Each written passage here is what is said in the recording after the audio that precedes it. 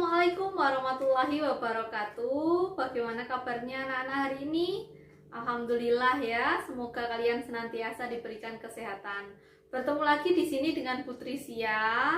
Karena hari ini Putri Sia membawakan materi tentang perjalanan wisata, jadi Putri Sia biasanya pakai baju batik dan sekarang Putri Sia pakai baju dan siap berangkat melakukan perjalanan wisata. Apakah kalian sudah siap? Ya. Sekarang untuk perjalanan wisata itu kita akan membahas apa itu perjalanan wisata, untuk apa kita melakukan perjalanan wisata, seperti itu. Sudah siap ya? Ayo kita mulai materi pada bab ini ya. Nah, ini bab 2, perjalanan wisata ya. Nah, tujuannya apa? Tujuannya melalui pendekatan saintifik dan menggunakan model discovery learning, kamu dapat memahami dan dapat mengklasifikasikan motivasi tujuan perjalanan, karakteristik wisatawan, pola pengeluaran wisatawan berdasarkan usia, jenis kelamin, dan status keluarga saat perjalanan wisata secara baik dan dapat bekerja sama, seperti itu. Nah, ini coba diamati gambar berikut ini ya. Ini ada jenis wisata apa? Ada orang yang melakukan surfing ya. Motivasinya apa dan tujuan orang itu apa ya?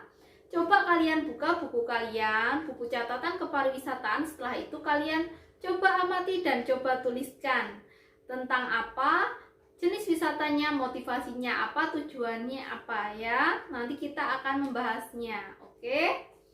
Yang kedua, yang kedua ini ada orang yang sedang apa ini? Seperti penelitian ya, jenis wisatanya apa, motivasi dan tujuannya apa. Silahkan, menurut pendapat kalian, tuliskan di buku, nanti kita akan membahasnya sama-sama. Nah, ini ada di museum, ada anak-anak sekolah ya di museum. Untuk apa ya, jenis wisata, motivasi dan tujuannya juga apa. Nah, bisa dilihat siapa yang pernah pergi ke Taman Safari Prigen ya. Di sana ada sebuah restoran yang berdampingan dengan tempat macan putih ya. Siapa yang pernah ke sana ya? Jenis wisatanya apa ya? Motivasi dan tujuannya apa? Silahkan kalian tuliskan menurut pendapat kalian ya. Oke. Oke, kita lanjutkan. Nah, di sini motivasi, tujuan perjalanan dan jenis wisata. Nah, determinasi perjalanan wisata.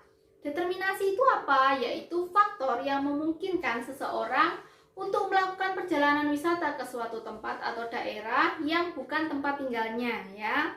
Jadi dia melakukan perjalanan ya, bukan di tempat tinggalnya.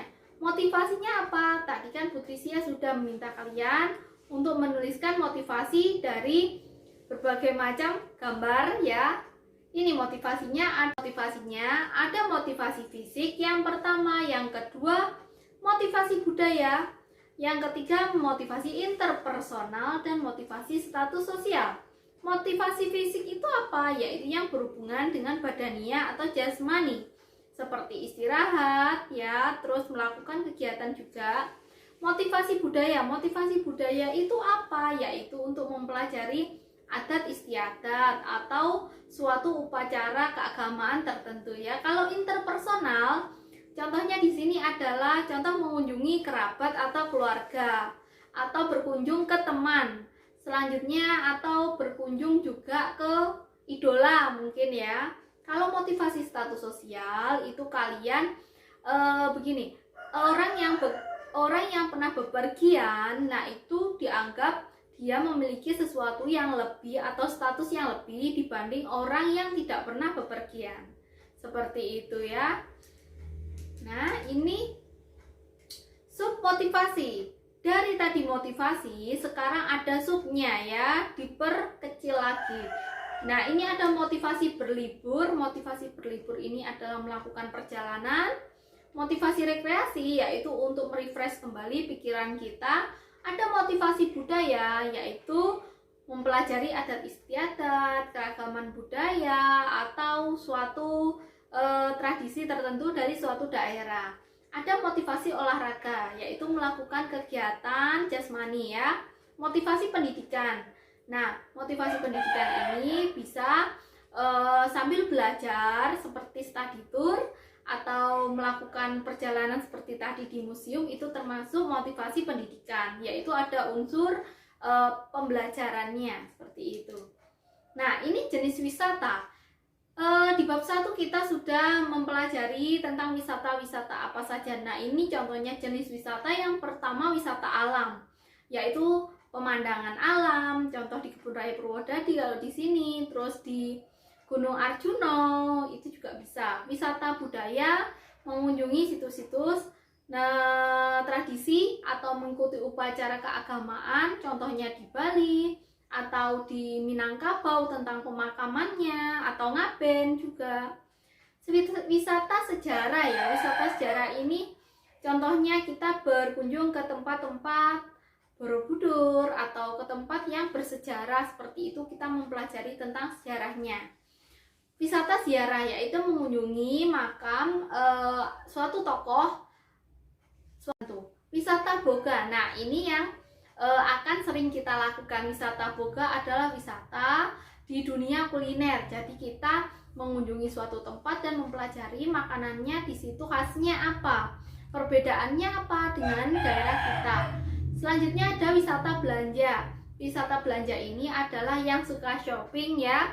Itu biasanya dia dinamakan wisata belanja. Kita akan membeli sesuatu ya, baik yang dibutuhkan ataupun untuk penunjang.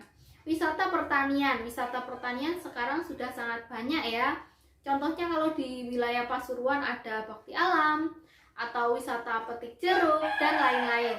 Wisata kelana, wisata kelana ini contohnya perjalanan seperti hiking atau pendakian seperti itu ya. Kalau wisata konvensi itu adalah wisata yang lebih luas lagi ya, wilayah yang lebih luas lagi cakupannya seperti itu.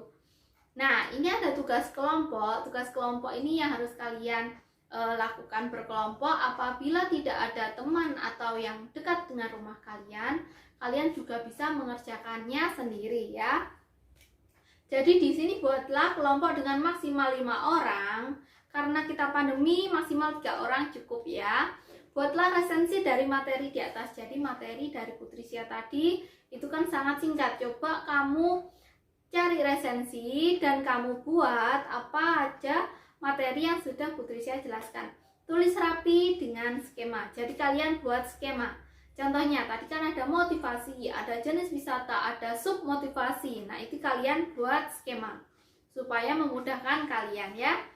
Kumpulkan pada saat luring, kumpulkan pada saat kalian ke sekolah, atau bisa diupload di web sekolah yang sudah disediakan ya. Tugas mandiri. Tugas mandirinya apa? Ini adalah mencari tentang kebijakan Presiden tentang pengembangan budaya dan pariwisata di Indonesia. Jadi, supaya kalian lebih tahu bagaimana perkembangan pariwisata dan budaya di Indonesia ini ya. Lakukan analisa kebijakan tersebut terhadap daerah pariwisata di tempat tinggal. Jadi dibandingkan ya, analisa daerah wisata yang kalau ada dan memungkinkan, lakukan analisa kebijakan tersebut terhadap daerah pariwisata di tempat tinggal kamu ya. Tulis hasil analisamu dan presentasikan di depan kelas ketika kita nanti sudah tatap muka ya. Kalau belum, silahkan dicatat saja. Nanti ketika kita bertemu, kita akan membahasnya. Selanjutnya umpan balik. Karena tadi sudah mempelajari berbagai macam ya. Ini umpan balik. Umpan baliknya apa? Pengertian determinasi. Tadi sudah paham apa belum ya? Faktor sosial ekonomi yang mempengaruhi perjalanan wisata itu apa saja? Faktor demografi juga apa saja? Pengertian motivasi perjalanan wisata. Itu sudah paham atau belum? Selanjutnya jenis-jenis motivasi dan jenis-jenis wisata ya. Terima kasih untuk pertemuan kali ini. Walaupun sangat singkat, tapi Putrisya berharap kalian selalu belajar dan selalu sehat ya.